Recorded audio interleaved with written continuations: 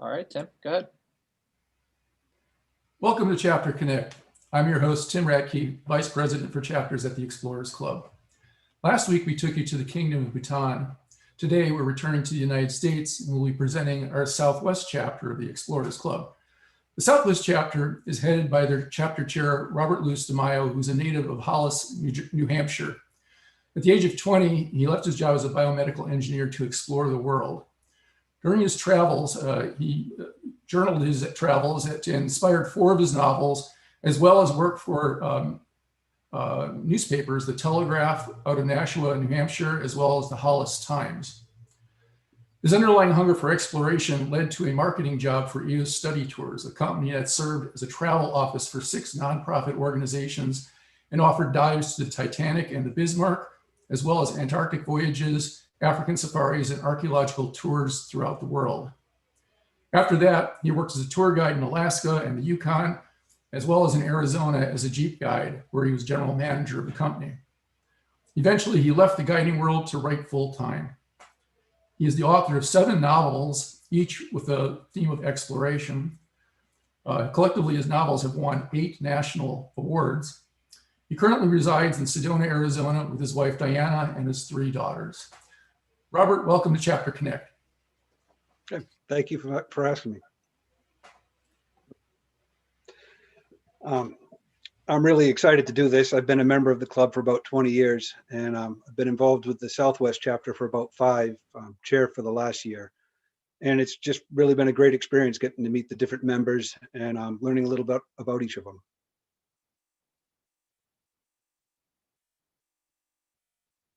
We've got 59 members in our chapter, split between the Southwest, mostly in 4 states. We do have a couple members in Texas and California. We haven't really been able to get together too much in the last year because of COVID, but to that end, Zoom has really helped us out to connect. And, this is a great opportunity for us to share a little bit about our chapter.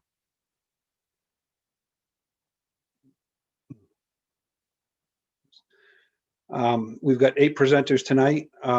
They're spread all over the Southwest, and I'm excited to get going.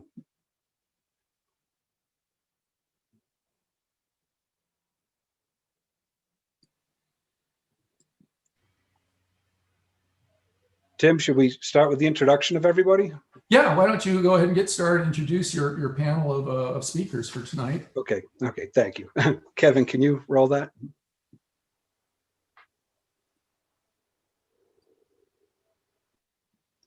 Welcome to the Chapter Connect for the Southwest chapter of the Explorers Club. Our members are very independent, a bit reclusive, and in some cases live 1,000 miles away from each other.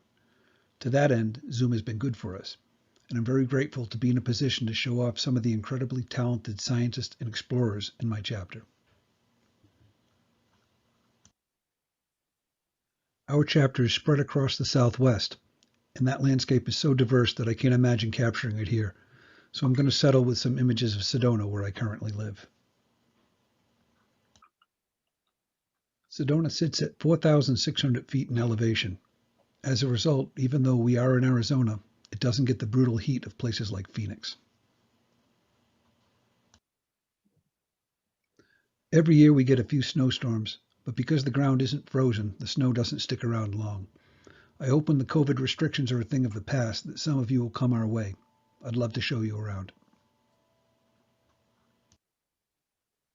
Today we will hear from 8 members of the Southwest chapter. I believe you will enjoy the diversity of our chapter as you are led from the Southwest in Mexico to Northern Africa and the Himalayas, and then the outer reaches of our solar system. We will also take you underground to incredible cave systems and back in time to the exploits of early Spanish explorers. I hope you enjoy these presentations and that they expand your understanding of our planet. Dr. Lindy Elkins-Tanton will present on the NASA Psyche mission, launching in August of 2022 to a metallic asteroid located in the outer belt between Mars and Jupiter. This is the first time such an asteroid has ever been explored.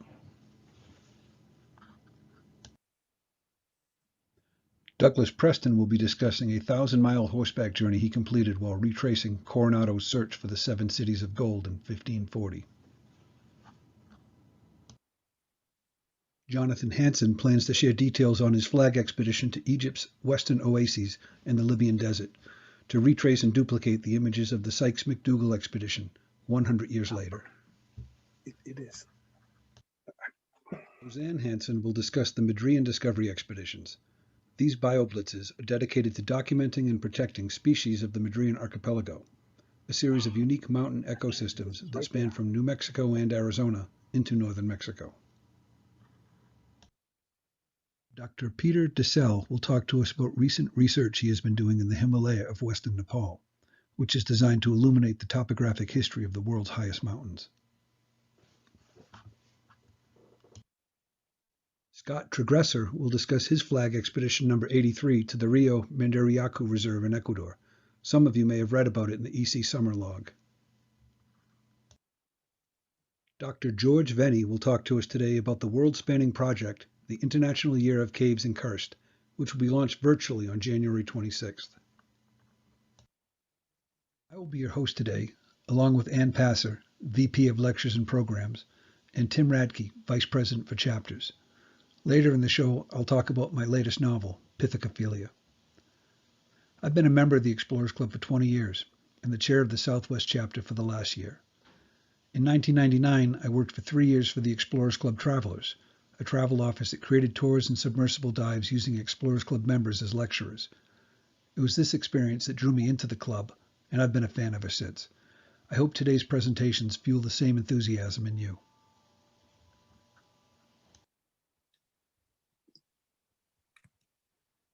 Okay, first up is going to be Dr. Lindy Elkins-Tanton. Kevin, could you run the slide for her?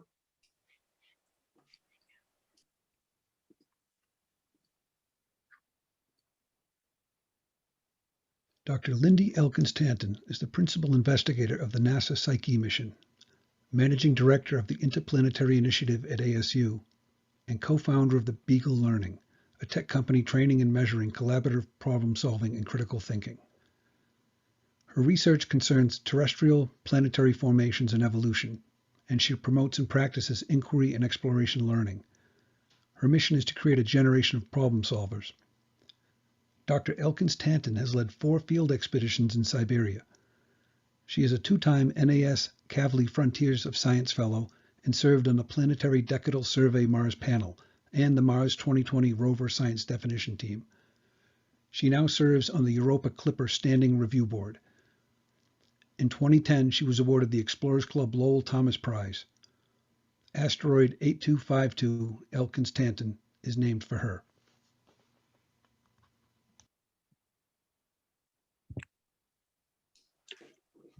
Hey, Lindy. Thanks so much. Hi, everyone. I'm so happy to be here today. This is really great fun. I'm just starting my screen sharing. I was really tempted to talk about those Siberia expeditions. That project is winding down, and we really have found the causes of the end Permian extinction. But it seemed a little depressing in the times that we're in. And so I'm much more excited right now to talk about looking forward toward this NASA mission that we've been working for. And so here's an artist's interpretation of what the asteroid Psyche might look like. Now, as you all know, we've done so much space exploration as a species already. We've mainly gone to rocky places. Here's a beautiful picture of the Orientale Basin on the limb of the moon. It's my favorite basin on the moon. If you don't have a favorite basin in the moon, I require that you go find one. It's always a good thing to have your favorite one. This one's a little hard to see from the Earth, and so we're thankful for the early missions that took a picture of this. Rocky planets. Here is the Burns Cliff on Mars. And we visited, this is the moon Europa, the moon of Jupiter, icy places. We've been to icy moons, and we've been to giant planets made of gas, like Jupiter and like Saturn. But a kind of body that we've never investigated as humankind is a metallic body. And that is what we're going to go see with the NASA Psyche mission, this mission that I'm leading. There are only a few asteroids in our solar system that are thought to be made mostly of metal, and the very largest one is the asteroid 16 Psyche. It's called 16 Psyche because it was the 16th of the asteroids to be found. And so all of us who love exploration know that one of the things that's most thrilling is to be able to go to a place that has never been visited before. And there are not very many of those kinds of places left in our entire solar system, kinds of places, categories of places where humans have never been. And one of them is metallic asteroids. And that's what the Psyche mission is heading out to do. So how would you create a metallic world? We think in this cartoon that we made for our review board when NASA was deciding whether or not to select us for flight, we wanted to explain what we thought Psyche was. So we hired a professional cartoonist. Now you start at the top left, you see a picture of what we call a planetesimal. It's a very small planet in the first, say, first 1 million years of our solar system, just the first equivalent of a couple of seconds if it was a 24-hour day. It has a molten red hot metal core and a rocky silicate exterior. We think it was hit by another small body with that second frame there that knocked off the rocky outside. We actually think it probably had to be hit 4 to 11 times in a destructive way to knock off the rock from the outside and leave just that metallic interior. We think Psyche might be about 60% metal and the rest of it will be rock. And you see in this cartoon that we imagine that it had a magnetic field, which we did in purple. So I now think that all magnetic fields are purple. And we're hoping that it had a magnetic dynamo and that it recorded that magnetic dynamo in its freezing exterior as it cooled, because then as you look down at number 9, how we imagine it today, it has been knocked over on its side. And so you can see that it's tipped 90 degrees. That's really true. We're going to see. We hope it has a magnetic field. We hope it was the core of a little planet we don't know.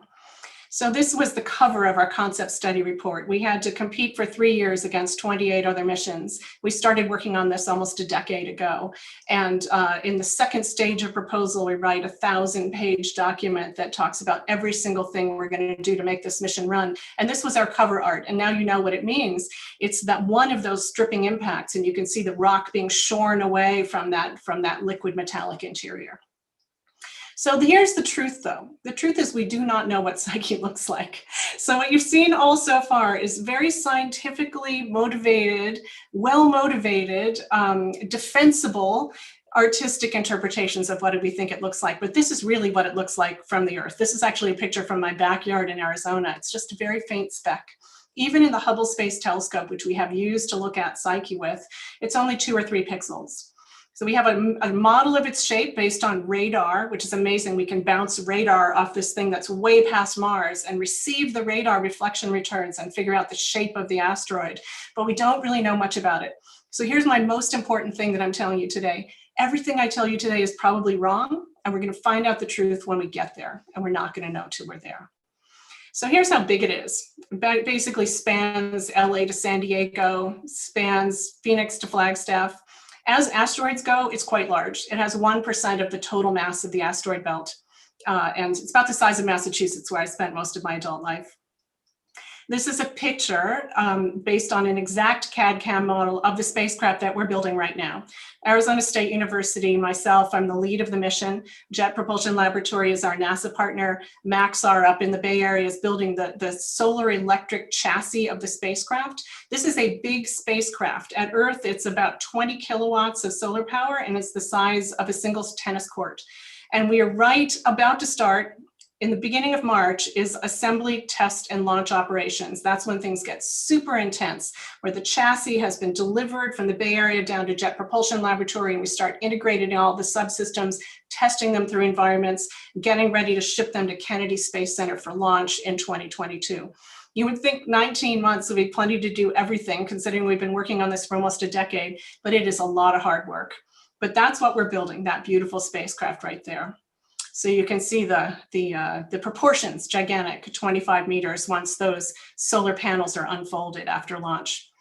And we're going to be launched on a SpaceX Falcon Heavy rocket out of the Cape in Florida during our launch period, which is in August of 2022. So what I'm hoping is that this will inspire all of you and your friends to follow along the mission and watch as we get ready to go into space.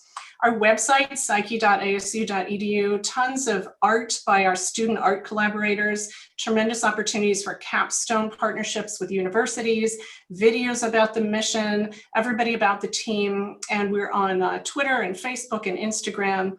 And I hope that you'll follow along and participate with us as we take this first time ever journey to a metallic world. Thanks so much for giving me this chance to speak today. Thank you, Lindy. That was just great.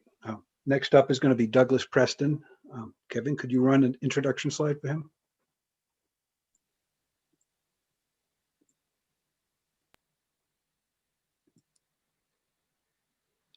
Douglas Preston has published 36 books, both nonfiction and fiction, of which 29 have been New York Times bestsellers. He writes about archaeology and anthropology for the New Yorker magazine, and he worked as an editor at the American Museum of Natural History in New York, and taught nonfiction writing at Princeton University. He currently serves as president of the Authors Guild, the nation's oldest and largest association of authors and journalists. His expedition across the American Southwest did not follow established trails, but instead used historical writings as a compass. Accompanied by 2 companions and a string of horses, they packed their own supplies, slept under the stars, and found water and grass where they could, while they traveled from the border of Mexico to the ruins of Pecos Pueblo in New Mexico.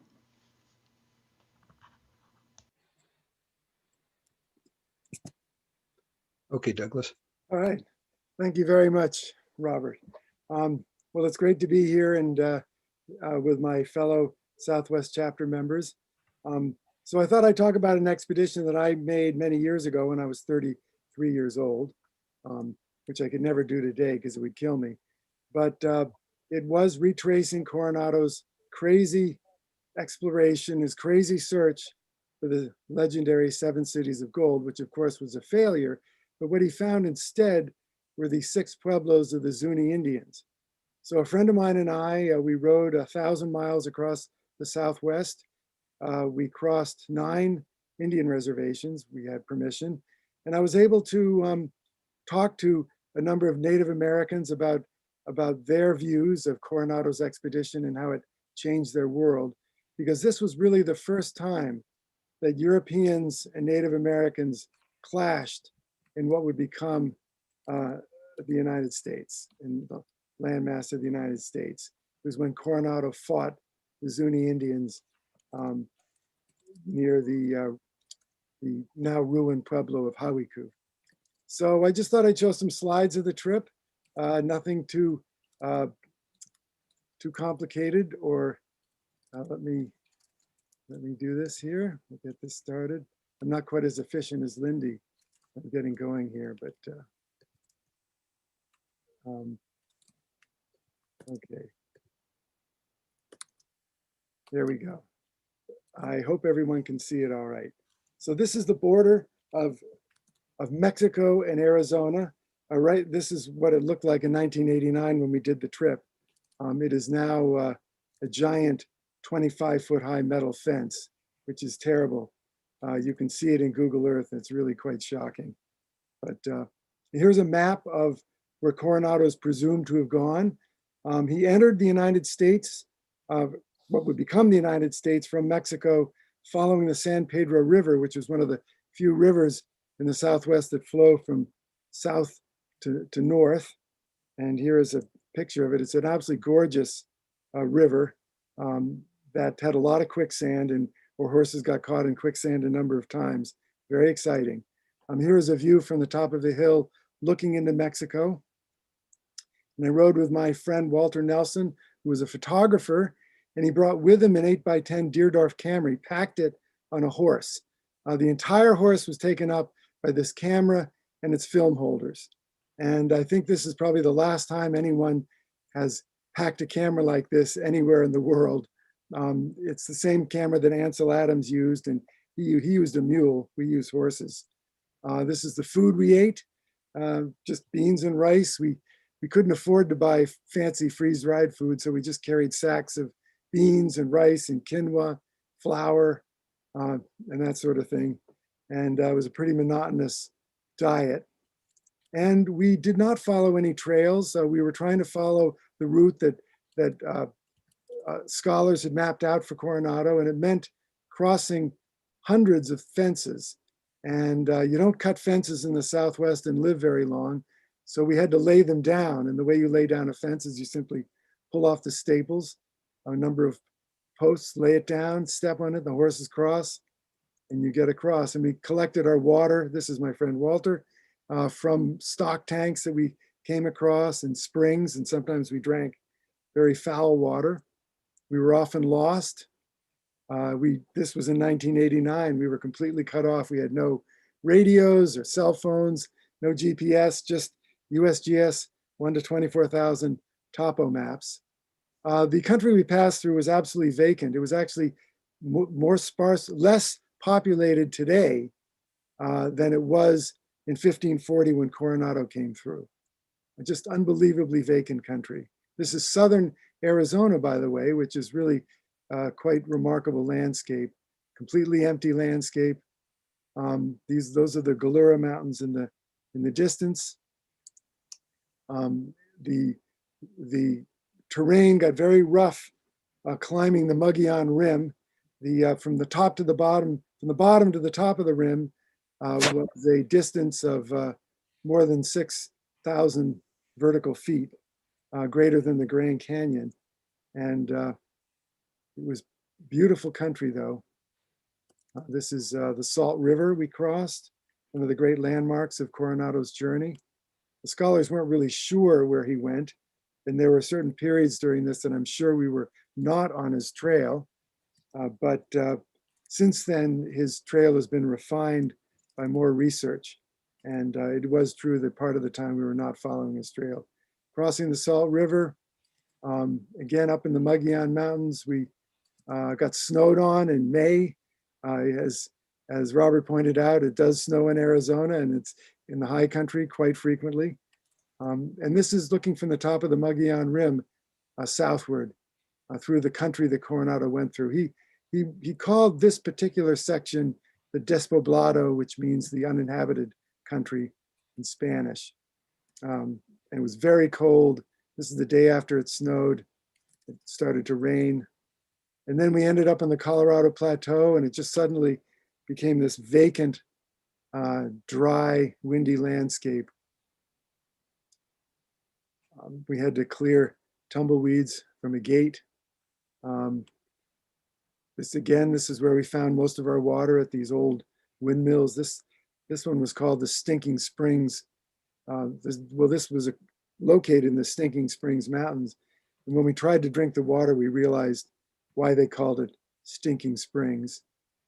And as we approached Zuni, we found some beautiful petroglyphs. Here we are at Zuni. That's a Zuni Indian who was pointing out to us the location of Hawiku, where the first battle took place. And here are the ruins of Hawiku at Zuni. And here is another ruin called Kiakime, which was another one of the 7 cities of gold, really 6 cities, that is also in ruins outside of the main town now, Zuni Pueblo. And this is what Zuni Pueblo looked like in the 1880s, which is probably what it looked like when Coronado came through. And here's what it looks like today. We made friends with this Zuni family, took us in and fed us and took care of our horses. And in return, Walter took this photograph of them in traditional dress. They wanted a picture, and so he took this picture. And then we continued on past through Zuni, because at Zuni, the Spaniards went on and they actually got as far as Kansas, central Kansas in 1541. Quite an extraordinary accomplishment, 80 years before the Pilgrims landed on Plymouth Rock. And later Spaniards carved their names in El Morro. Here we are in the Zuni Mountains. Now we're crossing the Acoma Indian Reservation, which Coronado crossed. And here is the Pueblo of Acoma itself, the oldest continuously inhabited city in North America, which Coronado bypassed. He said it was way too strong to even consider trying to attack. And along the way, we picked up a dog who got stepped on by a horse. So we had to carry him for hundreds of miles in our saddle. He did find us water once. Swam in the Rio Grande. That's my horse Redbone, who carried us 1,000 miles. When you ride for 12 hours a day for 10 weeks, which is what it took. You get bored and you start doing crazy and stupid things. This is the last day of the journey. And here we are above on Roe Mesa, looking down on where the ruins of Pecos Pueblo are, which are down in that valley. And here we are at Pecos Pueblo, where we ended our trip. So, and I wrote a book about it called Cities of Gold, which was published about 25 or 30 years ago. So anyway, that is my little presentation, and thank you very much. Thank you so much, Douglas. I just actually finished reading that book, and it makes me wish we weren't limited to 5 minutes per presentation. Well, I hope I didn't go over too much. No. Okay, next up is going to be Jonathan Hanson, and we've got an introductory slide for him as well.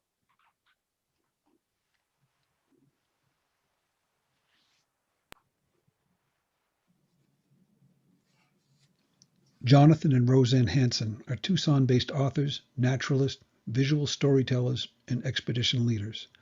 They have explored 6 continents by vehicle, kayak, and bicycle, and together they have written award-winning natural history and outdoor travel books. They are the founders of the adventure travel event Overland Expo. Jonathan is co-author of the Vehicle-Dependent Expedition Guide, considered the Bible of serious expeditionary travel planning.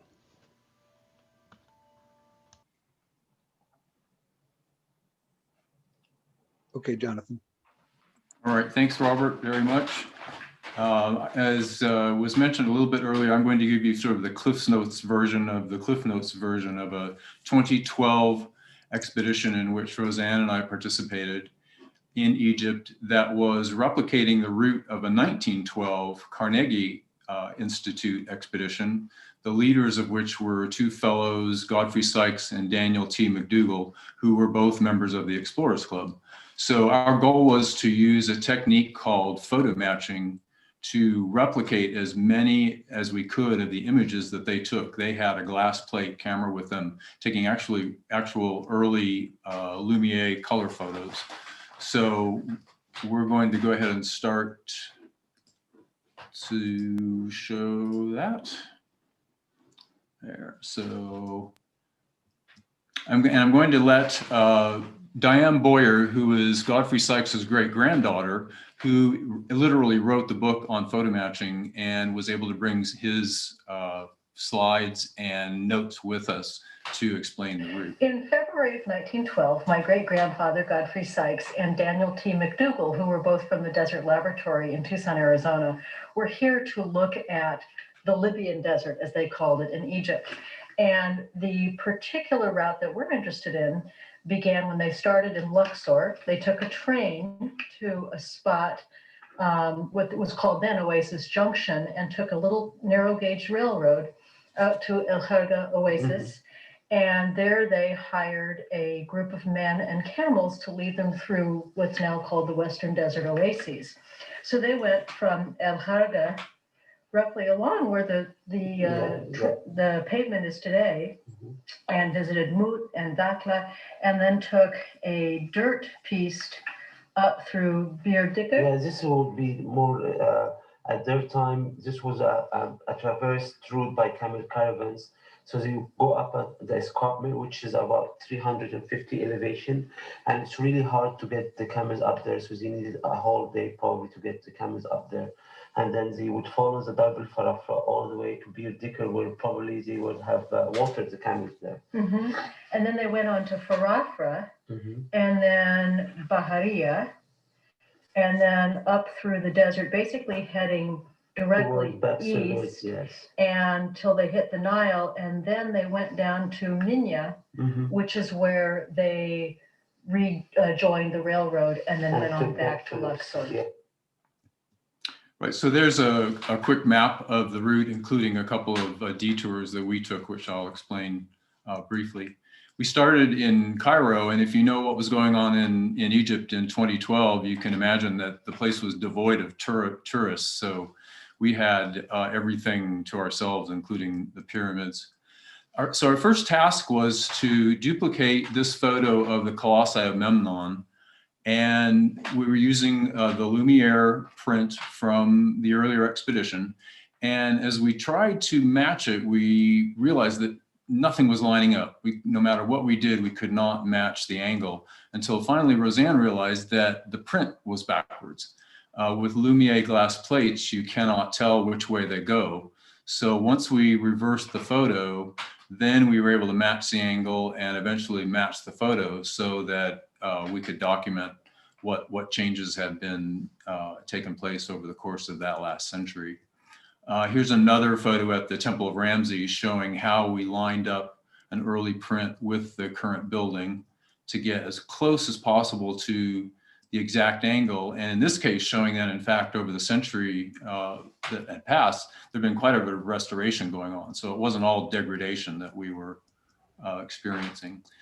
We were going to follow the track of the old British Railroad, which is obviously gone now, but we had a slight problem with a group of guys in a Land Cruiser pickup armed with AK-47s who persistently tried to get us to follow them off into the desert, and we had to take a little detour to outrun them. So I'm sorry, I'm just Jonathan, gonna come in for a second, because we're we not can't seeing your picture. slides at all. I don't know what's happening, but they're not advancing. We're still on the very, very first slide showing the Sykes McDougal Okay. Sentinel expedition. okay. Okay, let me see what I can do. I'm going to stop share and start again.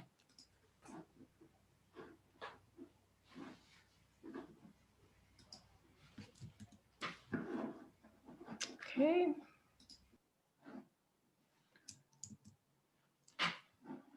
Can you tell us if you're seeing it now? Yeah, it's fine now. Yep, Okay. great. All right, we'll start at the railway. Start at the railway where we had to take a detour for the guys with the rifles. So here's a quick photo of the camp we set up using the 3 Land Cruisers we were using, faced in a U shape to cut the desert wind. So a lot of the photographs we had were like this one. They were just landscapes and we couldn't really tell where they were. We just had to follow the route and keep our eye out for landforms that looked familiar. In this case, we were lucky enough to spot the right place and found the exact spot where they'd taken the photo. And of course, you can notice that the current highway follows the camel route that had been used for centuries. And there's the EC flag taken from the spot where their earlier photograph was taken. Then we went on to Mut, and that's changed quite a bit, and we weren't sure we'd be able to match that one at all. But if you keep your eye on the arrow, you'll see that we were finally able to match the hillside where they took that photo from and record quite a large change there. We also found this minaret, well over 1,000 years old. And not only was it still there, but it had actually been replastered at some point. So again, it was in better shape than it was 100 years before. This was the sort of the crux of the expedition, to make it up this escarpment that you heard took the camels a full day. And in the Land Cruisers, it took us basically a full day as well. And here's a quick video.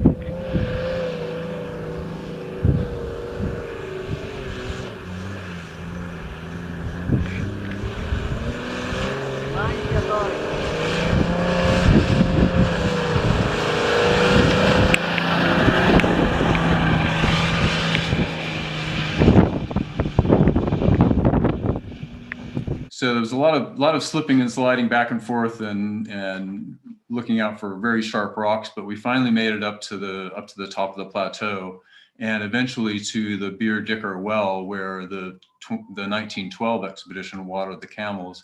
And we were able to find the well, but it had since been silted in and was now completely dry. So we finally wound up in Baharia where that expedition had, and found, according to their notes, found not only all of the same businesses, pottery makers and bakers and olive oil presses, but in many cases, the businesses were in the same places and still run by the same family. So there was quite a bit of continuity there. So that was the end of that. And there's our team up there. And we got these images courtesy of the Arizona Historical Society where they are archived. And there's us down at the bottom at Exploring Overland if you want to find out any more. Great, thanks so much. Sure, sorry about the mess up. Oh, that's fine. Next up is Roseanne Hanson. Kevin, could you cue the slide? Roseanne Hanson was executive director of the African Conservation Fund and worked in East Africa on community-based conservation programs. Presently, she is the Art and Science Program Coordinator at the Desert Laboratory at Tumamakil, the University of Arizona's 116-year-old research station, where the field of ecology and the journal Ecology were born.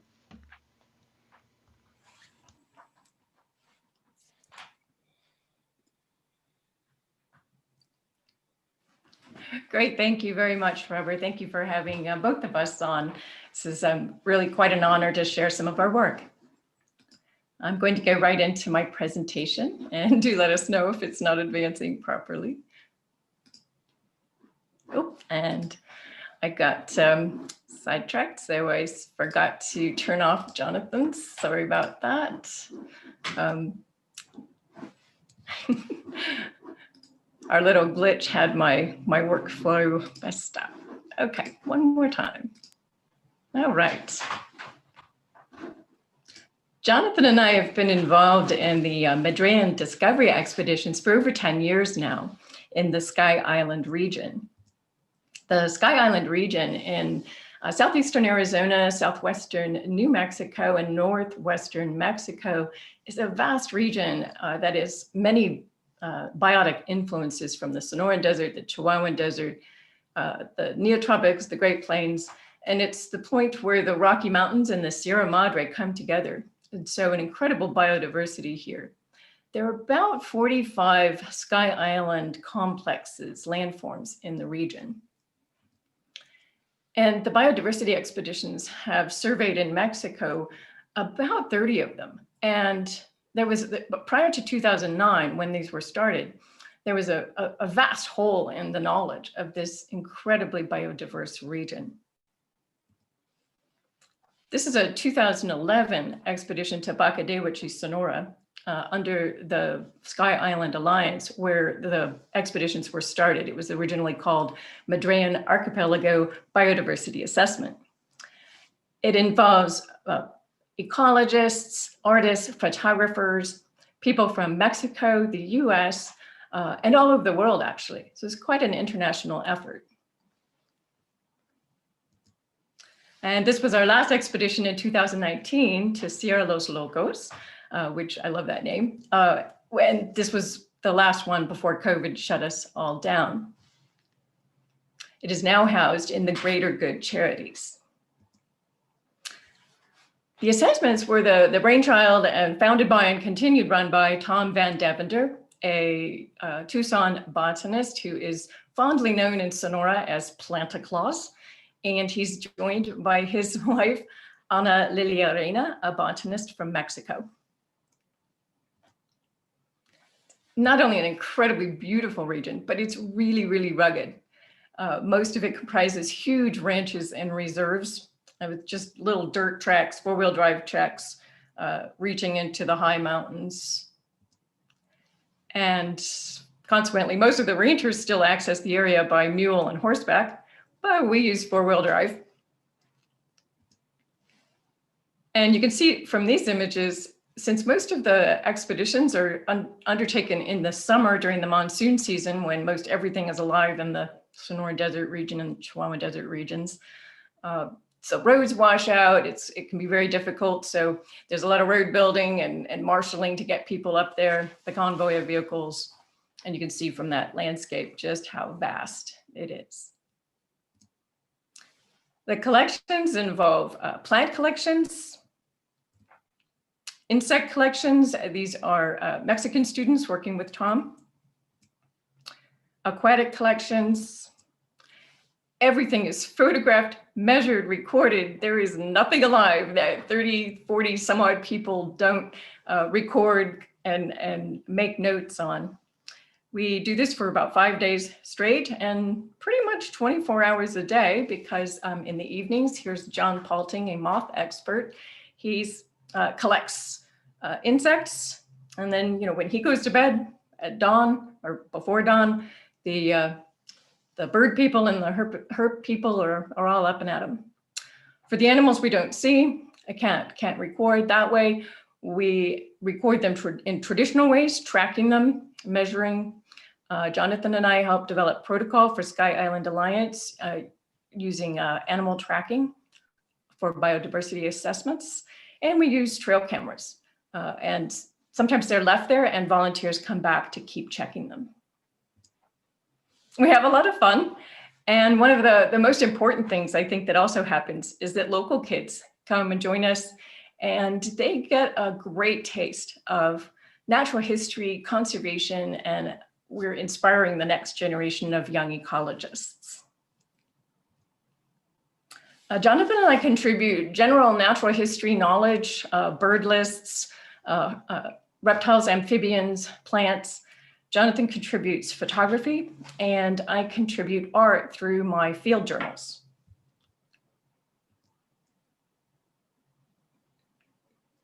I keep species lists and record everything that we and other people are seeing.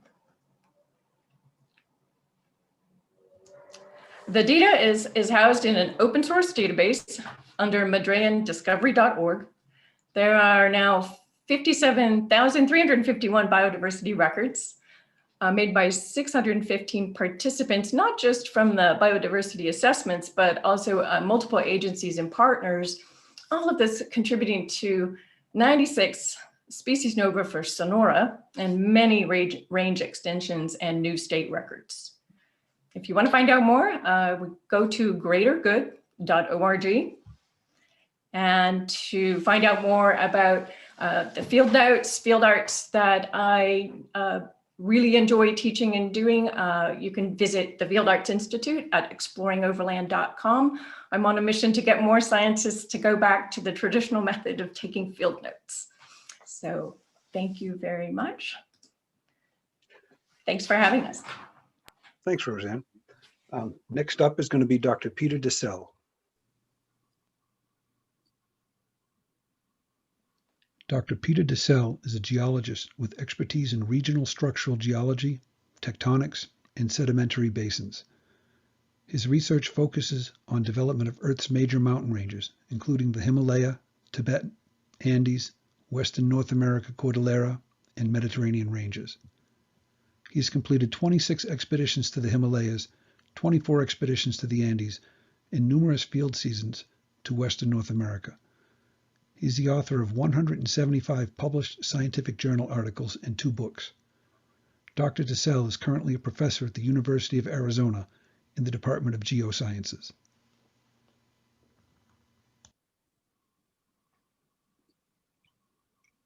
Okay, Peter.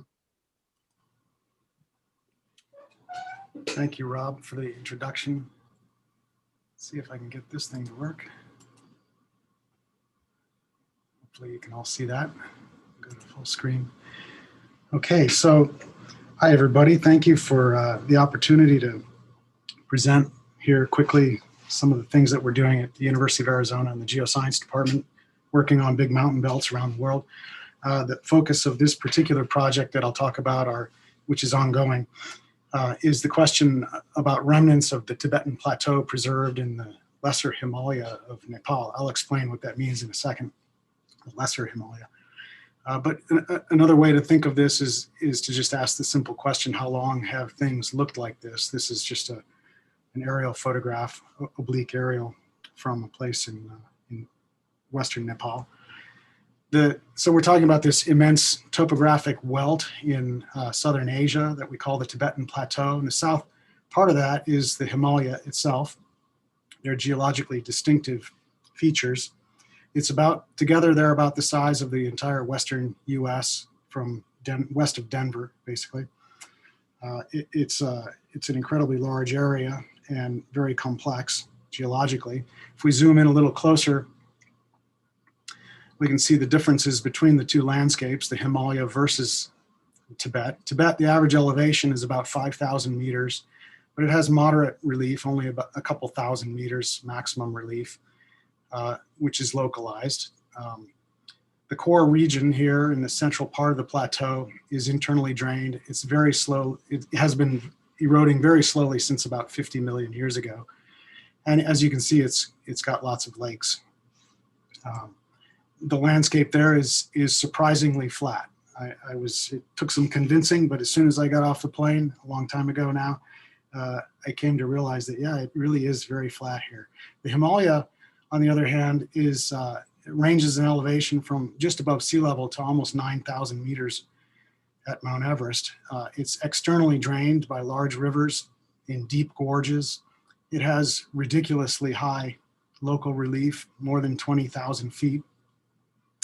And it's very rapidly eroding, as you might expect. If we zoom in a little bit closer, you can see that you can subdivide the topography now in Nepal between greater Himalayan topography and lesser Himalayan topography, which is defined basically on the basis of elevation. I'll be focusing in a minute on this area in Western Nepal, but first let's zip over to Eastern Nepal, take a quick visit to Mount Everest. We know a fair amount about the geology of the Mount Everest region now, which I don't have time to really talk about. But we haven't until fairly recently had any information at all about how long Mount Everest has been high. A recent paper demonstrates that the rocks that compose the mountain have been at very high elevations for at least the last 15 million years. And work by our group at Arizona demonstrates that erosion is highly asymmetric at Mount Everest, being extremely slow on the northern side of the mountain and extremely rapid on the southern side. This suggests that there's maybe a northward etching topographic front in the Himalayas. So the project that I'm going to describe in Western Nepal is designed to sort of test that idea, looking for remnants of Tibetan type landscape in a place that doesn't look like that at all generally these days. And that's the Lesser Himalaya. So we're out here in Western Nepal. We call this place the Bumichula Plateau. It's a small area, a couple 100 kilometers squared. Has high elevation, about 4,300 meters or around 15,000 feet, much higher than typical lesser Himalayan elevations. But it has low internal relief, only about 300 meters maximum internal relief. As soon as you look at it on Google Earth, you can see that it's quite bizarre. The marginal relief on the flanks of it is more like 2 kilometers though. There's no ice, there's no permanent snow, but it has been glaciated. And most significantly, it's got 27 small lakes. Lakes are extremely rare in the Lesser Himalaya because the ground is so steep, there's no place for the water to accumulate. This landscape basically looks more like Tibet than it does the rest of the Lesser Himalaya. And so it's a good place to test this idea that plateau landscape has been lost. So you can only get there on foot. You hire a bunch of porters, you get your graduate students and your Nepalese collaborators, and you start walking. Takes about a week to get up on top of it. Once you're up there, you realize how bizarre the place is. It's just unbelievably flat at an elevation around 4,300 meters. The contrast is even more extreme when you look across to the greater Himalaya, the ice peaks of Dolpo in this image. And of course the lakes. You can see that the maximum relief is right there in front of you. It's just a few hundred meters, and it's really different from what we expect in the Lesser Himalaya. This looks more like Lesser Himalayan topography here, a couple 1,000-meter drop off on the flanks of the plateau. So I don't have time to really get into this, but I'll just give you some of our preliminary results. Cosmogenic ages on sediment suggest that erosion rates are 10 to 100 times slower than in more rugged areas of the Himalaya. This suggests that the rocks up on the plateau are eroding very slowly. Low temperature thermochronological data indicate that uplift and exhumation of the rocks that make up the plateau took place 8 to 14 million years ago, compared with 1 to 4 million years ago in lower adjacent areas, the surrounding Lesser Himalaya. This suggests that the area was uplifted a long time ago and that it is actually a topographic remnant. Stable isotope data from fault zone micas suggests that paleoelevation has been greater than 4 kilometers since those faults were active 15 to 20 million years ago. So altogether, the data suggests that river incision is eating northward into the Himalaya and Tibet. And Tibetan style landscape has diminished by as much as about half a California, a new unit of measurement, since about 15 million years ago. These paleo surfaces are widespread in the eastern Himalaya and southeastern Tibet. So there's a chance that there's a regional story here that the Himalayan Tibetan origin is losing ground fastest in the West. Thank you. If you're interested in any of this stuff in more detail, you can contact me by email there on the lower right. You also, there's an upcoming lecture sponsored by the Explorers Club by Professor Lynn Sykes, one of the founders of the theory of plate tectonics. The title of that lecture is Plate Tectonics and Great Earthquakes. That's on Monday, January 25th. So if you're interested in these kinds of things, I'm sure that'll be a very interesting presentation. Thank you.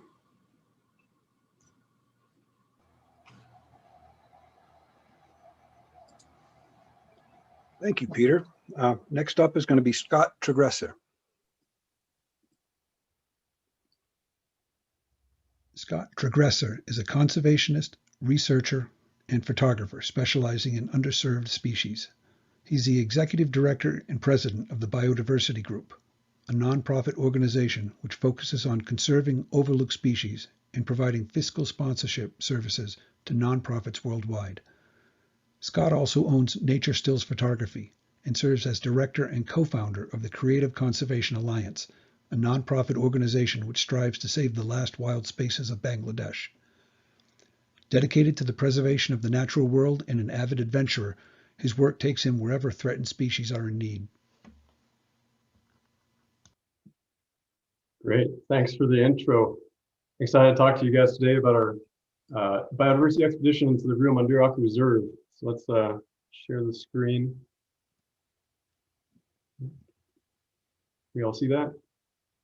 Yeah, we had the privilege of taking and the honor of taking flag number 83 down to Ecuador. And this was an excursion led by myself and our director of research, Ross Maynard. And of course, a lot of other people go into the makings of these things. So here we go. We got an overview. We got Ecuador. And on top right, we see that little red dot. That's the Rio Mandiraku Reserve. This is a crazy, cool expedition because this area it's on the lower slope of the Andes, and it's in cloud forest. So it has no sun. It's just all rain, and the frogs love it, and that's why we love it too. So like I said, this is the 5th expedition in a series of expeditions, and it was for 3 weeks back in December. Each time we go, we look into, we try to do a new season, a new area, we push farther into the reserve, and try to capture the broad array of species that have and their habits so we can actually find them. So a little overview too, you have this community down here, the Santa Rosa de Mandiraku community. They're kind of the gatekeepers of the reserve. So nobody gets to the reserve without going through them, which is great. So, and that's part of our plan is to engage them, and we have engaged them in the conservation of the area. It's been amazing, really rewarding. So we have, you can see, and we go up to the primary camp, which is about a 5-hour walk, and it's a very basic camp, open air, no electricity kind of thing.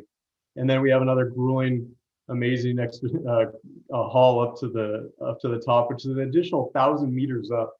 And it's just up a straight mudslide. It's worth getting dirty for. So the reserve was established in 2008, and it's protecting over 600 hectares of really prime lower montane cloud forest. And this was and continues to be protected and managed by the Fundación Ecominga and Fundación Condor Andino. They're doing a tremendous job. And unfortunately, it is imminently threatened by a large mining concession, as is a lot of Northwest Ecuador. So right now, if you're all concerned about that, you can check out the Rights for Nature case down in Ecuador, which will set precedents for the entire course of Ecuadorian history in terms of conservation, where do private reserves actually serve any protection or have any protection? So now we can see this is heaven. This is a landscape. It's truly wild. No one's been here in over 400 years. It is untouched. Getting true wilderness is it's really difficult in modern times. So it's a real privilege to be able to go into here. Basically every year we've been going. And you can see here, these cascades, they weren't even aware of, the local communities didn't even know these things existed prior to the expedition starting. So this place holds secrets, and they just continue to be rolled out and sometimes just handed to us. It's amazing. So prior expeditions, we have a laundry list of really exciting things that we found. And I'm going to go over some of these with you. This is the Manduraku glass frog. So I think some of you are familiar with glass frogs, that you can see the heart beating in their chest, like the skin is translucent. We named this after the local community, and to try to engage them more in the conservation of the area, and it's working. This was the Nymphargus balinotus, the Mindo glass frog, and it hadn't been seen in quite a while. And we ended up rediscovering it last February, and some people purport it to be the most beautiful glass frog in the world. And there's a funny story about this you can read about in the Revelator if you're curious. This is a Mochleovis fulguri, and it's a shadow snake. Hadn't been seen in 54 years. Took a walk down the path one night, like we usually do, and right there we just see him. He just hands himself to us. So it's just an incredible privilege to be here. So then this current, and previously too, they had discovered several new species of orchid, a new species of magnolia tree. This thing is hundreds of feet tall. It's still, nobody found it. A new genus of rat. It's incredible. Like and it doesn't stop. It keeps going. And as we proved in this trip too, we got so Rabo was a toad that hadn't been seen in 42 years and had been rediscovered in a previous expedition. But the habits of the frog had really eluded us. And so for this time, we got the first ever call recordings of the frog, and then by doing so, we also learn a lot about the frog's behavior and learn about its life cycle and how to best protect it. And we also got the same first ever call recordings of the Mindo glass frog. So we are better able to figure out what it's closely related to and what it really is and what makes it different. We got the second observation of this Nymphargus megistus. It's the greater Andean glass frog, which is now we just published the other day on creating this new name. It's the only place in Ecuador that is now found. We found the first one was in the previous expedition, and there's one more locality in Mindo now. But it's an incredible frog. The way we find it is pretty interesting too. I wish we could go talk about it longer. But then the other exciting thing is we found 11 new species for the reserve, which mind you, this is after several years of some of the most incredible herpetologists working in this area, and we still find new things. 11 new species, not new species, but new species to the reserve, one of which was endangered. And we even got to have the privilege of taking the first photo of a beautiful species of moth that no one had ever seen live before. So it's everywhere you look, it's just incredible. So here's a couple of photos. No, that's what you're all here for. So this is the greater Andean glass frog. And he's huge, relatively speaking. But man, what a sight it is when he's come across at night. This is the endangered lizard that we found, the Andean storaculata. Give you a little taste of the expedition. This is the luxury accommodations we get up at the top. This is the drinking water actually comes off of the tarps, so you get a lot of protein with it too, and you get to deal with the smoke. But this is, I mean, as far as expedition goes, it's pretty luxury. And this is the intrepid team. They're as competent as they are fun, and I really couldn't ask for anything better in terms of expedition team. I wish I could introduce them all to you in this time. This is the co-lead, Ross Maynard. He definitely makes a lot of this happen, and you can see there's a little dark. That's the Rabo toad. The toad hadn't been seen in 42 years, which basically really started this reserve, and he's carrying flag number 83. This is Jose Maria. He was doing amazing work with the local community, the Santa Rosa de Manduraku. We had a bird club where we take out the youth of the town, and man, they get into it. They eat it up. They love the creepy crawlies. They come out. It's a nice turn away from birds when you come there. They get very excited to come out at night. And when you hook them young, you hook them for life. And these kids come out and they share their passion with their parents. So it's a great way to get engaged with the community and get everybody to be on the same page with feeling like we need to conserve this area. And yeah, so that's what I had. Short time, sorry, but if you want to hear anything more about it, we put out a lot of stuff on the Biodiversity Group Facebook page or the website. You can see my photos at naturesoul.com or at Scott Trageser Photo on Instagram. And we also have TBG has a new thing I like to plug, the Connect and Conserve. It's going to be a big deal later, so check it out. Thanks. Thank you, Scott. Next up is Dr. George Veni. Hold on, George, we got a slide. Dr. George Veni is the Executive Director of the U.S. National Cave and Karst Research Institute and President of the International Union of Speleology. He is an internationally recognized hydrogeologist specializing in caves and karst terrain. He has explored and studied caves around the world for over 45 years, publishing over 260 technical and over 420 informal reports on his results and activities. 3 cave-dwelling species have been named in his honor.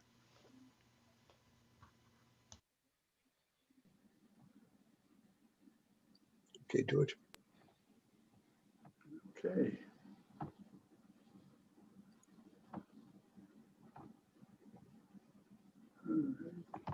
There we go. Trying to share the screen. There it is. Okay.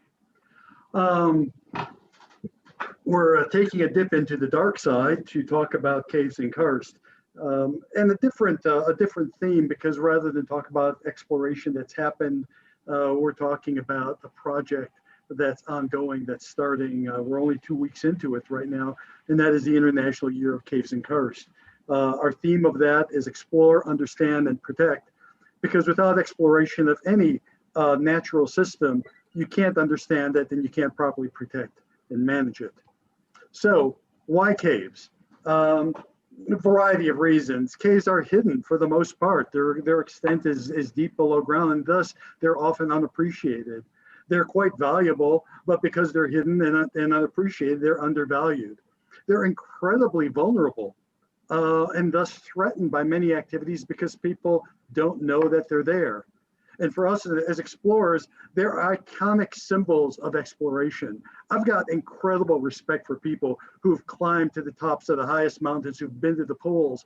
But what sets caves apart is that when you climb a mountain, you know where the goal is. It's the top of the mountain. You got a pretty good idea of what it'll take to get there. But with a cave, you don't know what's inside. You don't know if you're going to be done exploring it in 5 minutes or 5 generations, and you don't know what it's going to take. So it's a very iconic and fascinating form of exploration. And what's karst?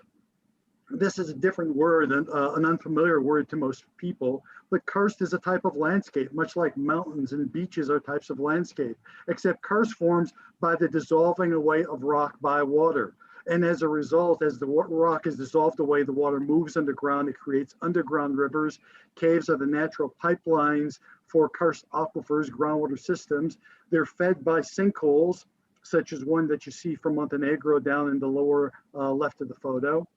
And karst landscapes cover 20% of the Earth's land surface, even though most people have never heard of the term.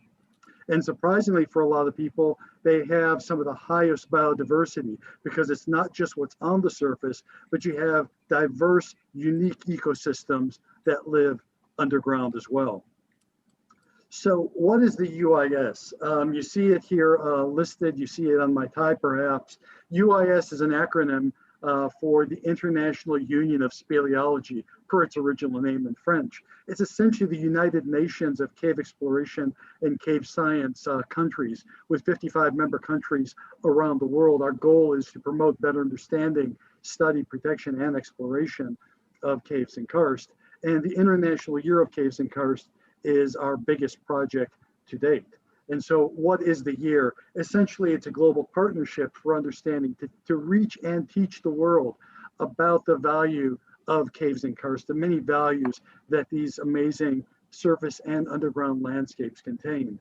So some of our major messages are that caves and karst have incredible and often unique scientific value. We don't have time, of course, to get into it, but we've got climate, Earth history, biological and ecological research, cultural history, planetary studies.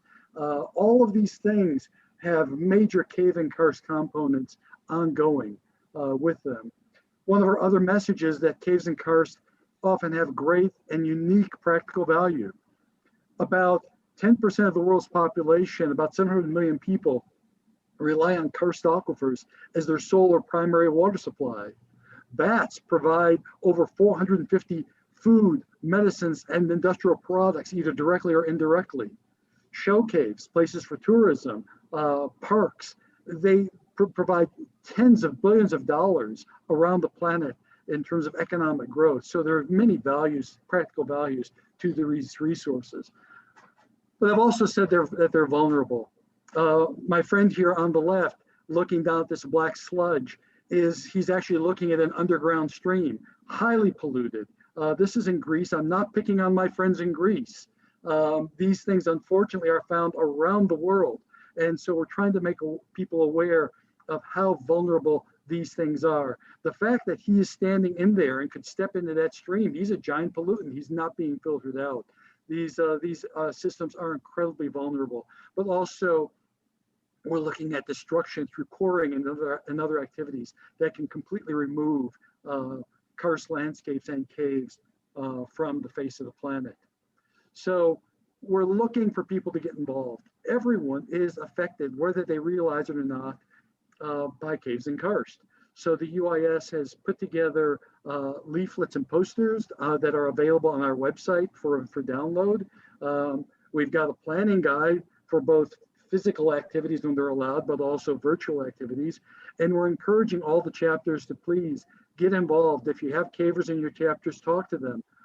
And if you don't, talk to me. Give me a call. There's the website. There's my email address. Let me know. Like I said, everyone's affected by this. We've heard some great presentations today about ecology, space science, cultural resources, geology. Caves touch all of those, often in very significant ways. So thank you for your time and this opportunity. Thank you, George. So I guess it's down to me. Normally I write about people. I wrote about Teddy Roosevelt when he was 20 years old in northern Maine. Wrote about a young vagabond named Everett Roos who roamed the Southwest in the early 30s. But when COVID settled in, I decided to write about an obsession that's gripped me since I was 12. So I'd like to share that with you today.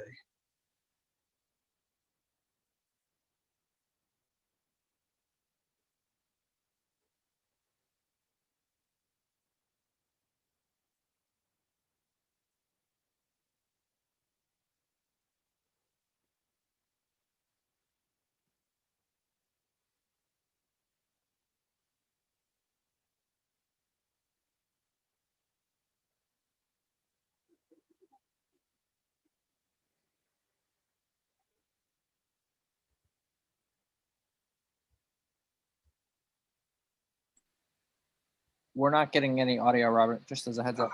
Hold on.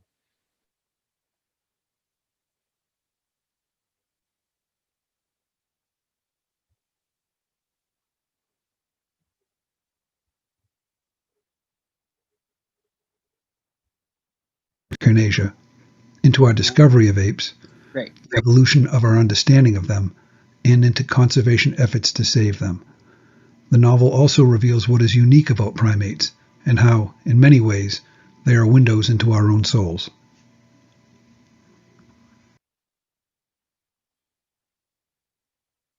When I was 12, I attended a summer school photography class. As far back as I can remember, I desperately wanted to learn how to photograph the world around me, particularly animals, and this was my big chance. On the last day of class, the teacher had me stay after so he could make a copy of an image for me.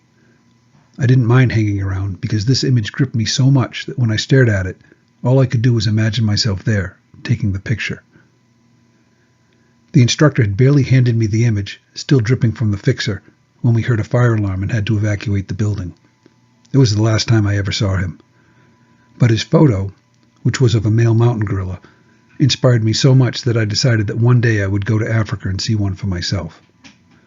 My only regret was he had parted before he could tell me where he had taken the photo.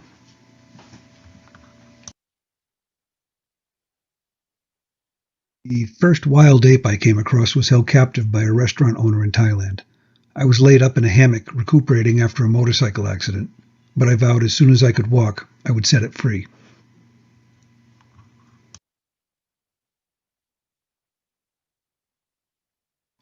While trekking in Sumatra's Gunung Lesser National Park, I got lost and drifted deep into the dense jungle. Just before dark set in, I was surrounded by a congress of orangutans who stayed with me until nightfall. Even after they departed, as I prepared to spend the night in a tree, the thought that they were close comforted me.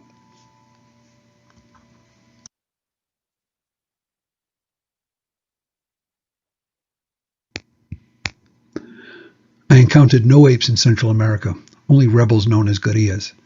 But as I viewed the destruction of insurgent groups like the Contras, I felt little doubt that humans were the most violent ape, not chimpanzees or gorillas.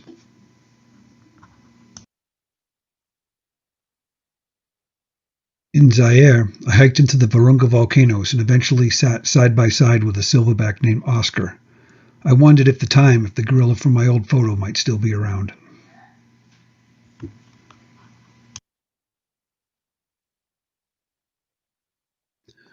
Over the years, I traveled extensively through every continent except Antarctica, exploring close to 100 countries. In Africa, I covered over 10,000 miles on 4 different overland journeys. During these travels, I moved like I had a magnetic attraction to game parks and wildlife areas.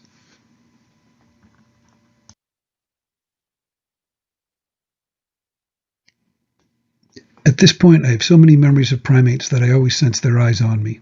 Sneaky vervets and capuchins, playful gibbons, laid-back colobus monkeys and sharp-eyed langurs, curious orangutans and majestic gorillas, and so many more.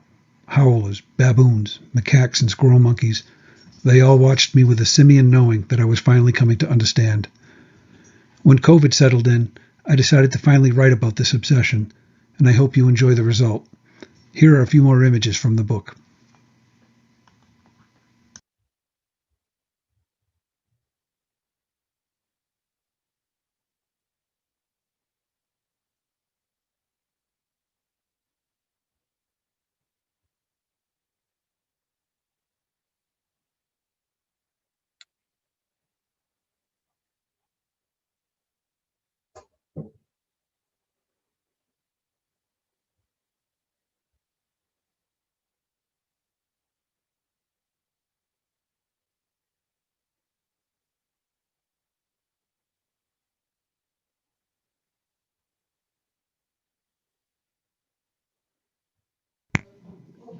In 2001, after attending an Explorers Club annual dinner at the Waldorf, I finally got to visit Carl Akeley's Hall of African Mammals at the American Museum of Natural History. In many ways, the gorilla exhibit is responsible for saving the mountain gorillas, and I would love to tell you all that story, but we don't have time today. But on that visit, I was laid speechless when I realized the gorilla in the diorama was also the ape in my old photo. For years I had dreamt about locating him in the Virungas, and now it dawned on me that my old friend had been dead for nearly 100 years. Yet his image had inspired me to commune with apes in the wild, and eventually to help them live lives in which they do not fear being killed by humans. It gave me purpose, and I hope through this novel that it might have the same effect on you. Okay, thank you. Wow, everyone, that was great presentations. So thank you so much. Very interesting and diverse bunch of presentations. I'm going to kick off the questions here. For Robert, we were having a conversation the other day. You talked about when you were younger, you took some very long, extensive journeys for over a couple decades time. And I was wondering how that influenced your writing later on. Well, I got really lucky in that in the 80s and 90s, you could really travel quite cheaply. I could live in India for $250 a month. In Africa, I could stay in the game parks for $350 a month. So I did 10 6-month trips in a decade, and each one had a long overland journey built into it somewhere. When I met my wife, we did the same thing. We did 2 big trips and around the world, and we ended up camping up in Alaska on the Stampede Trail when she got pregnant with our oldest child, firstborn. And I just think to be young and to have the time to just casually travel somewhere and just experience things was just priceless. And now that I'm 56 with 3 daughters, and it's just almost inconceivable to think of just going somewhere for 6 months and trying to get to know the people and the culture and the country. The first time gone, those 10 years, I filled 30 journals and I wrote newspaper articles, so I had great sources to take with me. And I'm just feel really lucky that I got to do it at the time. Yeah, I see in your list of books that you wrote about Teddy Roosevelt when he was in his 20s, actually when he was 20 years old, and also about the disappearance of Everett Roos. Roosevelt, I felt a kinship to Roosevelt at a young age. My dad went up to northern Maine at 1978, and he bought a piece of land off a man who claimed his grandfather was Roosevelt's guide. And Teddy went up to northern Maine when he was 20, and two Maine woodsmen took him out and taught him how to be an outdoorsman. So in that same area where we had our land when I was 12, 13, running around the woods, that's where Teddy learned how to be an outdoorsman. And I always wanted to write about it. So when I got older, I tried to kind of cover that experience that he had. Yeah, I'm actually a big fan of his myself. I've read his book, Through the Brazilian Wilderness. It's an amazing read. The guy was brilliant, actually, and very diverse in his knowledge about the natural environment. So Anne, do we have any questions from our audience? Absolutely, we do. First of all, I just want to say what a terrific group of people you put together, Robert. All of the presentations were outstanding. So thank you all for being a part of this tonight.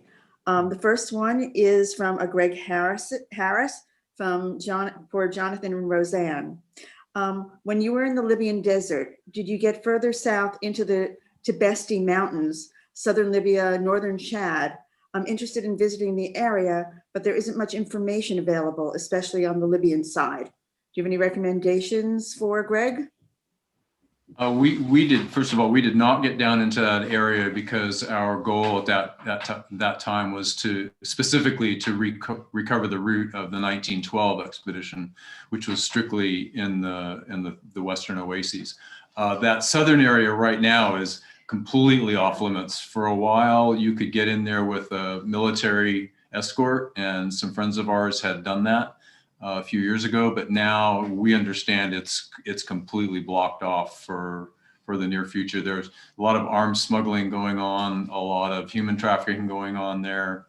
So someone else might know more than I do, but the last we heard, it's absolutely forbidden to get down there.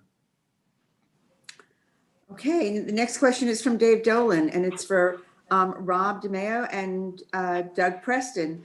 In particular, have written quite a number of books. What practical advice do you have, if any, of the presenters what practical advice did they and any of the presenters have for those of us who wish to write our first book on our personal experience as an explorer? Okay, Doug, why don't you go for it?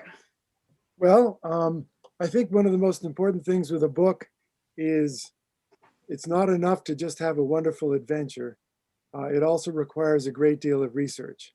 I mean, the book Cities of Gold I wrote was really an attempt to understand that first moment of contact between Native Americans and Europeans. But, you know, I must have, my research was huge. I mean, I must have, 100 books or more, all kinds of information, a lot of interviews with people after the expedition was over. So my advice is, enrich your adventure with a lot of research, with history, interviews, become a journalist.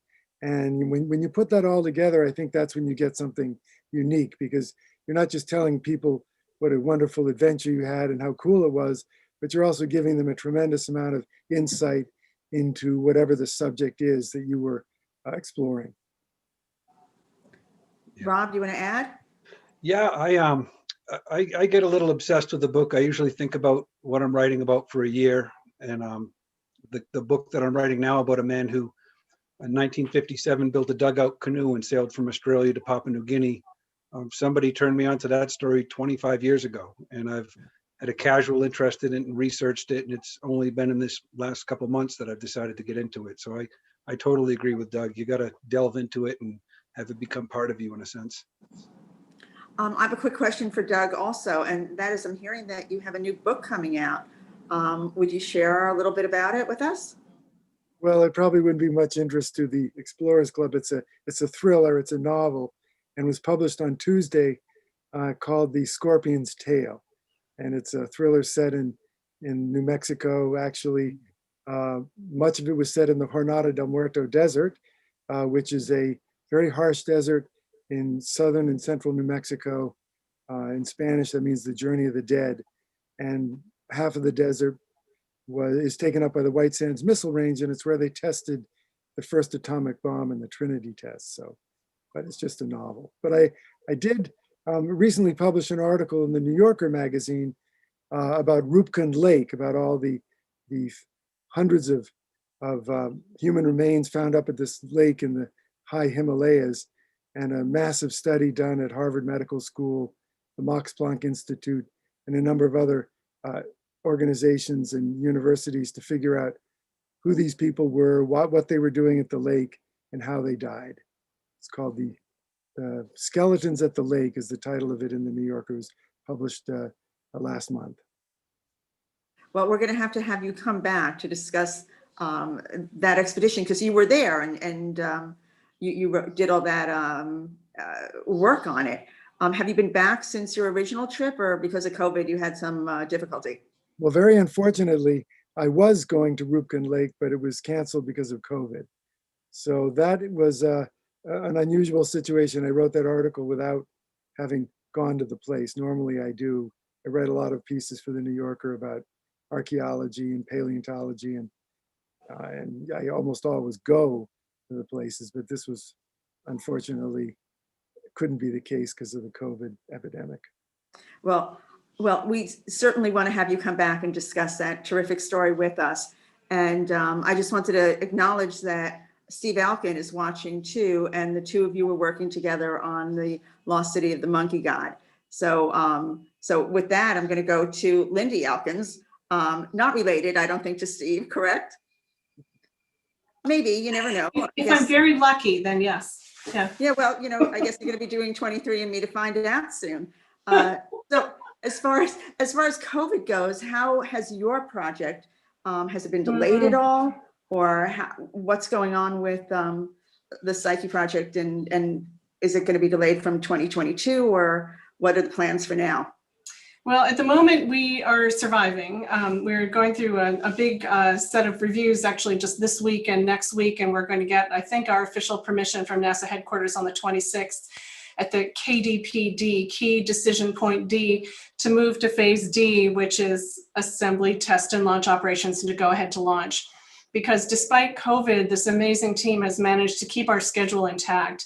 We have about 800 people working on the mission right now. That's our kind of worldwide team at the moment.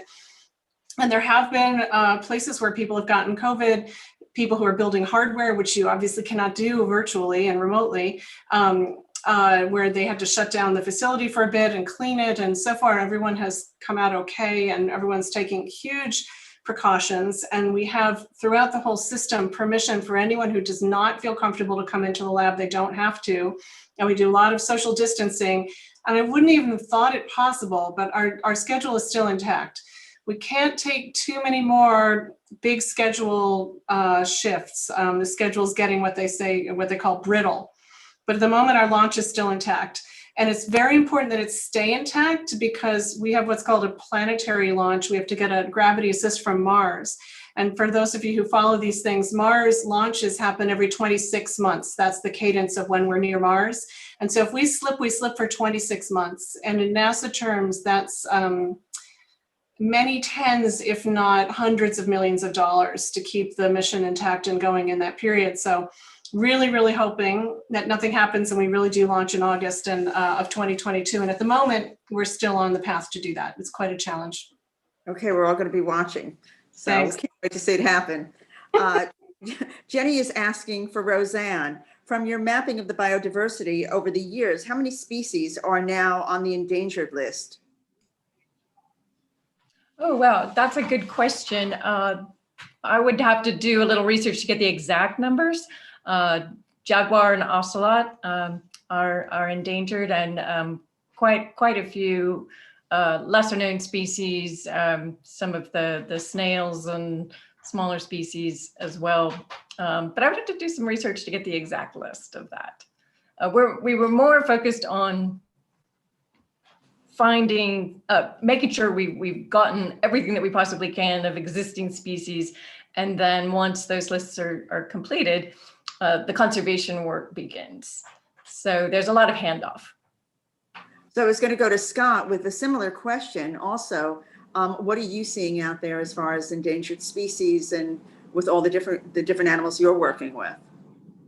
Right, so there's a big proportion of them that are threatened. There's 23 globally threatened species in the Rio Manduraka Reserve, and it's a small reserve. That's out of, I think we totaled 95 species in total of just reptiles and amphibians. And so that, because I'm a herpetologist, so I only studied that. So there's, and a big percentage of those are also only found in this reserve. It's incredible. Like they're nowhere else in this reserve. If they make that mine, these species will never be seen again. So it's a really high conservation value, and that every time we go, we find something else that we didn't expect or that hasn't been seen in a long time. So there's even more potential than we've already uncovered.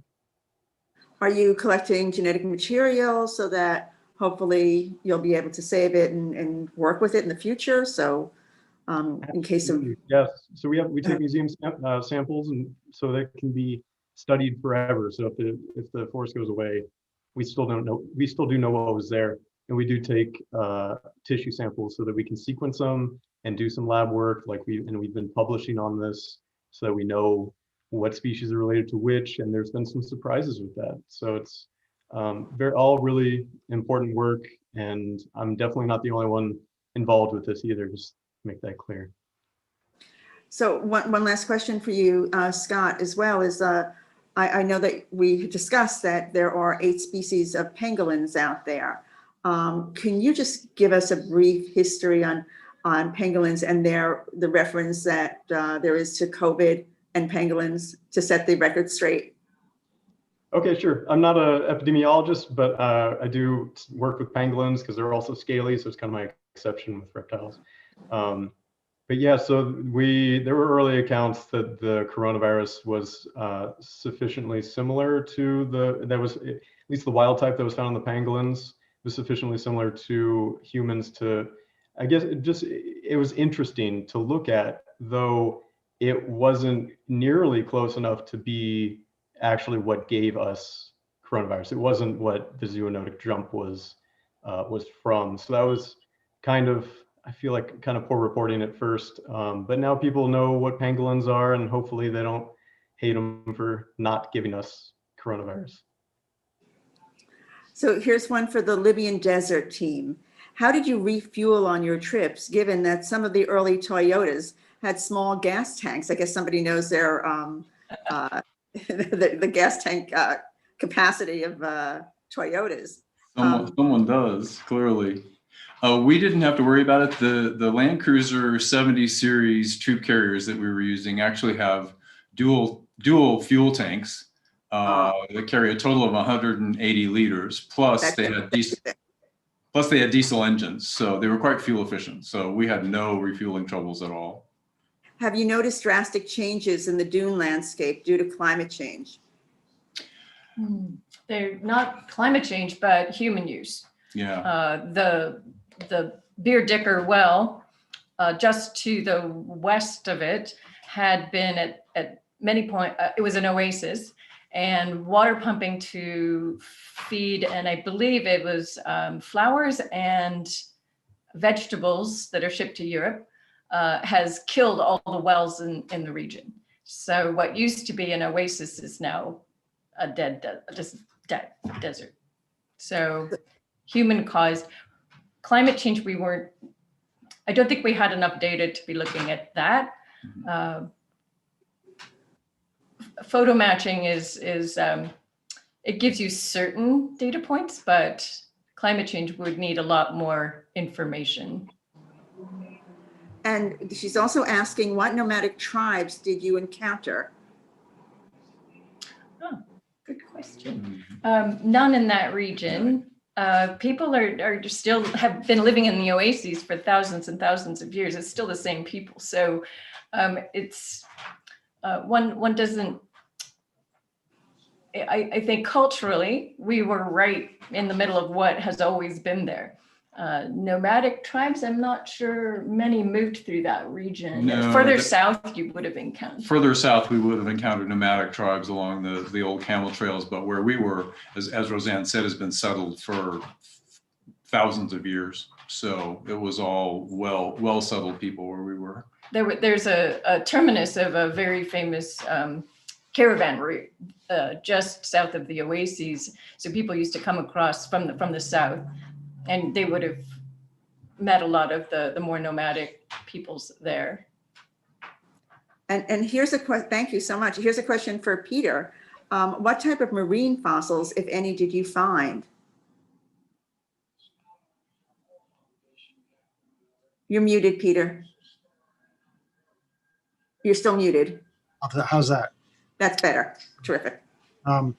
Marine fossils are actually quite abundant in the rocks on the very uppermost part of Mount Everest. And those same rocks are widely preserved all over the northern half of the Himalaya.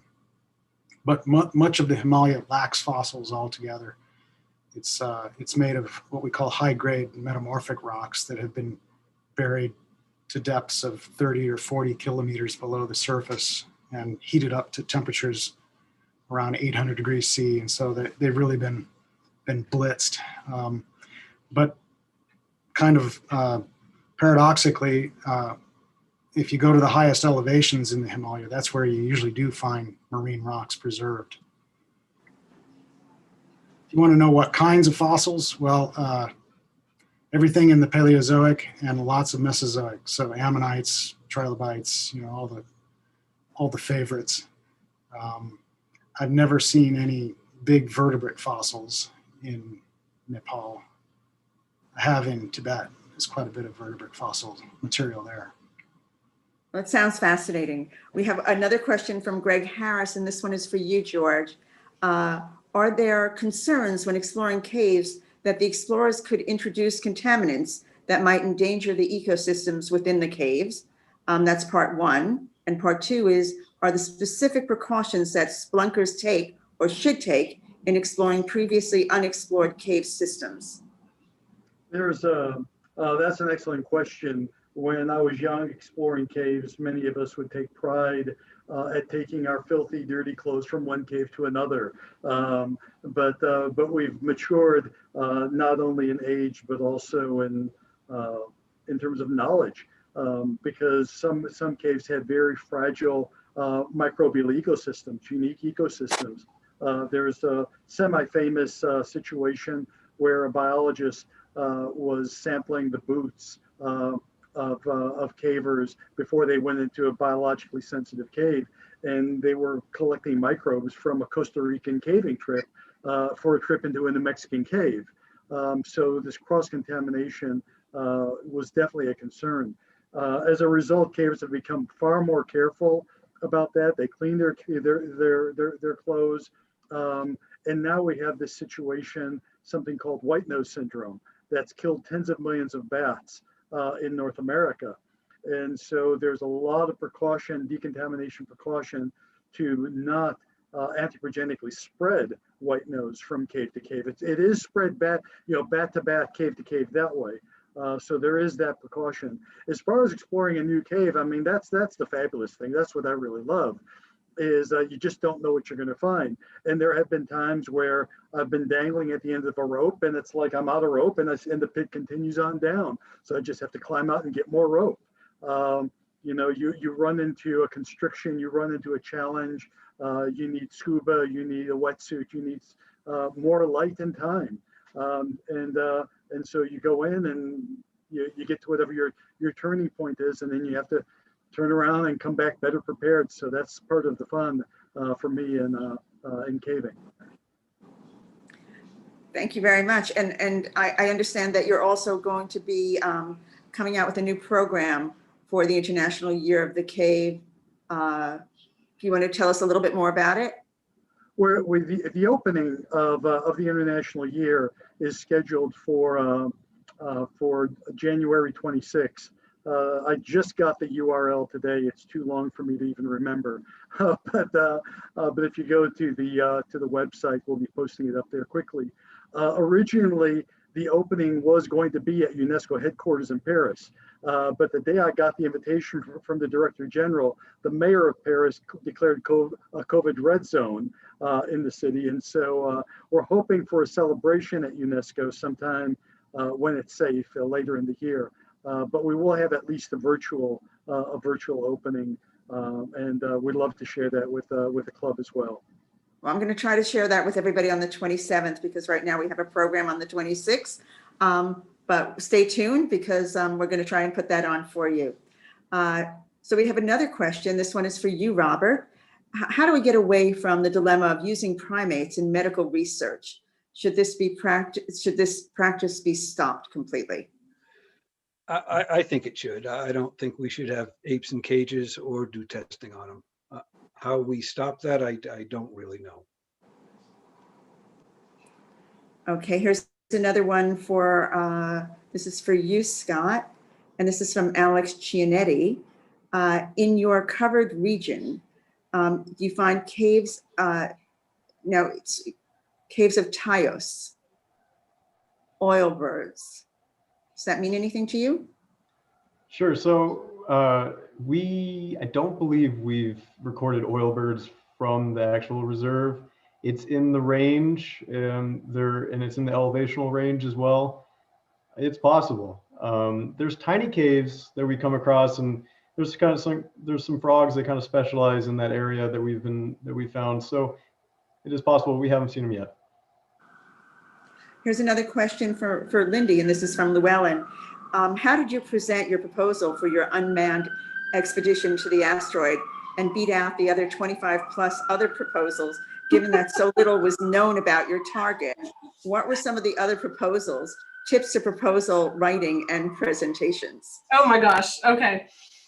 That is a big question. So these competed missions at NASA are not like regular grant proposals. They end up being contracts, and the competition process is, frankly, it's crazy. You have to have your entire team, your NASA partner, your external partner, all of your plans for what you're trying to do completely in line before they even announce the opportunity is available. Because if you wait for the announcement, you're never going to catch up in time, because like the number of months that you have between the announcement and the due date of the first step proposal is just not enough to write. So for our step one proposal, we'd been working on it for 3 years. By the time the announcement came out, it's about a 250-page proposal. We worked on with 40 people. And that was the step with 28 proposals that went in. And we didn't think there was any way we were going to win, because this was going to be the year of Venus. Venus was way overdue for a mission. There was another mission that already had been given development money. So they were like shoo-ins, and we were the underdogs. And I'd never led one of these missions before. And we were bringing in an outside partner, Maxar, that had never done deep space with NASA. We broke the NASA cost model. There were like a million reasons we were never going to be selected. Then we were down selected as one of 5. And then we had one more year, and these proposals are so big that NASA gives you $3 million for that year of writing a proposal. And so then we had 150 people who worked on it for a year to write the next step. So it's a pretty special case. And I feel really, really lucky to have been a part of it, because just the proposal process is kind of life-changing. And I can't resist but say that I am writing a book for HarperCollins that'll be out in about a year. And one of the things that I'll talk about is the process of creating this mission. So thanks for the question. It's personally very exciting to me, and I think really dull to everybody else. Nothing is dull here, not with any of you. And there's one more for you. So somebody's asking, I know the enormity that's involved here. How large and heavy are the solar panels? And what will their primary function be? Oh yeah, so they're very large. It would fill an entire singles tennis court once they're unfolded. When they're folded up on the sides of the chassis, it's just a few meters on each side. Like I can stand and touch the top of the chassis. It's just a rectangular prism. The purpose of them is to run everything on the spacecraft, because we are not a chemical propulsion mission. For those of you who are like rocket and space aficionados, what we are using what's called solar electric propulsion, which is really super cool if you've never heard of it. Our propulsive agent is actually the noble gas xenon. So we're gonna launch 960 kilograms of xenon in tanks with the spacecraft. and they're going to be shot out through these little thrusters that are this big.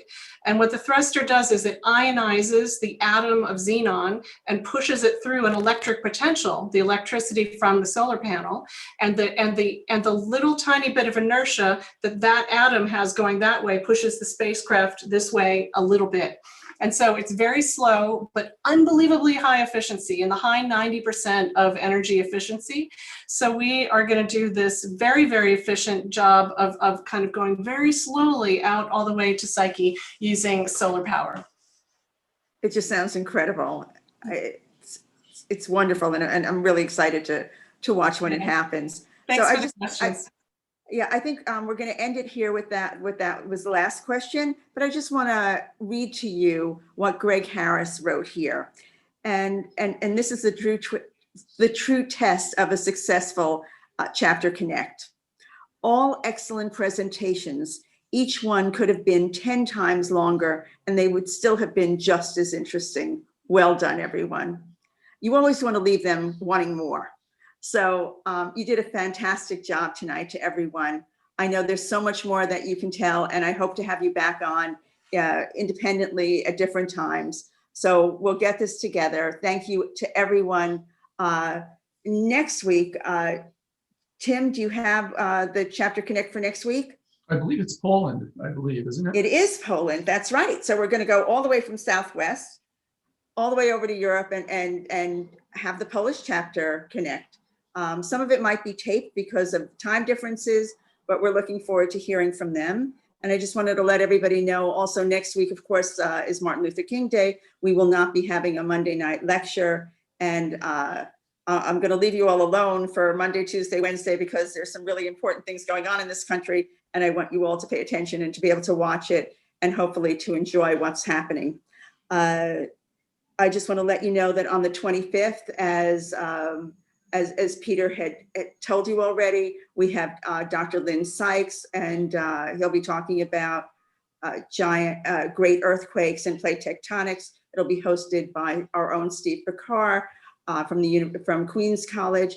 And following the next day, we're going to have a program with George Karunis and Jason Harper on preparedness for disasters, that I'm sure that you're going to enjoy because they're two incredible people and full of life, and it'll be terrific. So I hope you'll stay tuned. I hope you stay safe. We know how difficult it is out there, and the numbers are just incredibly high. So be really, really careful. We're waiting all to get this vaccine, and we'd love to have everybody back at the club as soon as possible, and we're looking forward to that happening soon. So thank you to everyone tonight. An incredible job, Robert, putting everybody together, just wonderful. Tim? Yeah, thank you, everyone. Yeah, Robert, you did a great job. I know you were a little apprehensive, but you put together an incredible presentation. It was pretty much perfect. So again, thank you to the Southwest Chapter, to Lindy, Jonathan, Roseanne, Peter, Doug, Scott, George, Robert, terrific.